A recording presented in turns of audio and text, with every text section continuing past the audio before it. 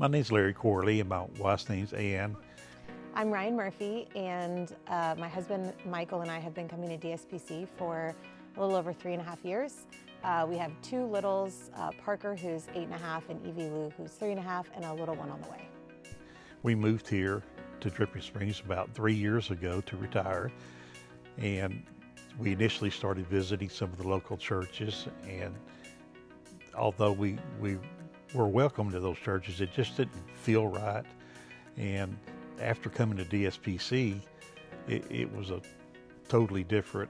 We were welcomed with open arms, and we knew that day that this was going to be our church home, and we were so blessed to be here. I love DSPC because it's a community. And it's interesting because when Michael and I were first searching for a church in Dripping Springs a few years ago, we pulled into the parking lot. We love telling this story. And we both thought, this can't be it. You know, I grew up in a massive church, Catholic church in Houston, and he grew up in a massive Baptist church in San Antonio. We weren't Presbyterian, and we thought for sure this couldn't be it. And we walked in, and Taylor immediately came up and introduced herself to us. There were families congregating in the main area, talking about their weeks.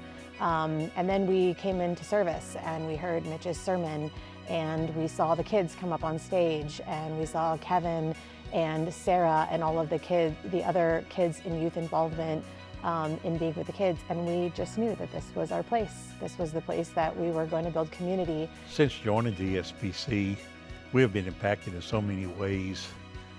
We've had some medical issues and actually had a family tragedy, but the members and Mitch and the staff and all have been so supportive of us during this time. DSPC matters to our family because it's a force multiplier.